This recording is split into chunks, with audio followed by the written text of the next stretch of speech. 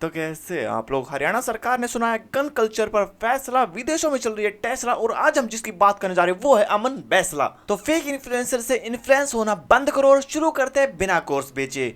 अगर मैं राजनीति में आ गया ना भाई, तो सबसे पहले लड़कियों के छोटे कपड़े पहनना बंद करवाऊंगा। हाँ हाँ, राजनेता का यही तो काम होता है, कपड़े बैन कराना, क्योंकि देश की समस्या तो मोदी जी से भी हल नहीं हो रही। एक टाइम पे मर्द जात ने औरत के पीछे ताजमहल बना दिया था। आजकल के मर्द कैफे में जाके बिल में 50-50 करते हैं।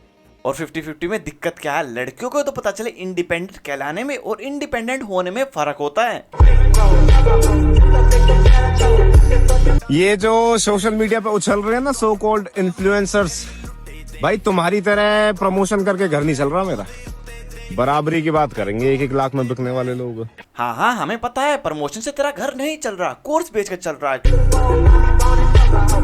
क्योंकि प्रमोशन करने के लिए प्रमोशन आने भी चाहिए, कोर्स बेचने वाले को प्रमोशन वाले सीरियस लेते ही नहीं है। भाई ऐसी लड़की के साथ रहो, अगर तुम्हारे ऊपर कोई 1% दिक्कत आ भी गई तो वो भगवान के पास जाए, ना कि किसी और मर्द के पास। सपोज करो मेरी गर्लफ्रेंड है।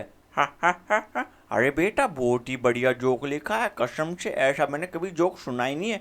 एक टाइम के लिए ये मान सकता हूँ कि बीजेपी की सरकार चली गई और कांग्रेस की आ गई, लेकिन तेरी गर्लफ्रेंड हो गई ये नहीं मानूंगा। सपोज करो अमन भाई की एक गर्लफ्रेंड है, उसको पता चल जाए कि दौलत, शोहरत और गाड़ियां ना ये सब फेक है, ये सिर्फ किराए की है, और वो किराया है वो फेक कोर्स बेच के आ रहा है। तो अगली क्या करेगी? छोड़ के ही जाएगी ना, ब्रेकअप ही करेगी ना। तो इसमें भगवान क्या करेगा?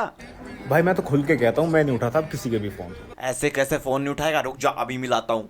जिस नंबर पर आप संपर्क कर रहे हैं उसकी वैधता समाप्त हो चुकी है। तो क्या हुआ अमन, एक रिचार्ज तो करवा ले, कम से कम यहाँ पर कॉल तो चली जाएगी। रिचार्ज खत्म हुआ पड़ा है और एटीट्यूड मारना भाई को। मुझे तो लगता है वीडियो भी होटल वालों के वाईफाई से अपलोड करता है।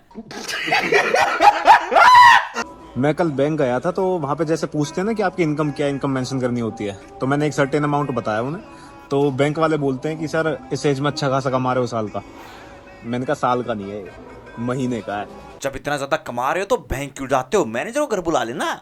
या तो तुम मुझे 3-4 सालों में बहुत अमीर होता हुआ देखोगे, या इस दुनिया में देखोगे। अगर ऐसे ही सब कुछ किराए का चलता रहा ना तो इंस्टाग्राम की ये प्रजाति जल्दी लुप्त हो जाएगी। और भाई जितने भी लोग मेरे ऊपर वीडियोस बना रहे हैं यूट्यूब पे या कहीं पे भी, सारे के सारे उन वीडियोस में भी सट्टा प्रमोट कर रहे हैं और सारी जगह सट्टा प्रमोट करते हैं। अब मैं बोलने पाऊँ, तुम्हारी ऑडियंस मेरे पास क्या मैसेज कर रही है कि भाई इनकी वजह से हमने पैसा लगाया था इस ऐप में, हमारे पैसे डूब गए, हम मेंटली डिप्रेस चल रहे हैं, या हमने घर वालों से छुप के पैसे लगाए थे, घर वाले हमें परेशान कर रहे हैं। कहूं मैं?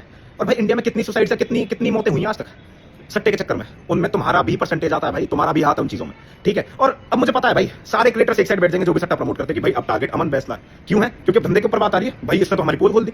आएगी भाई धंधे के ऊपर बात, और तुम क्या भाई 20-25 लोगों को ला रहे हो मेरे सामने कि भाई इनके ईमेल आए हैं, ये आए हैं।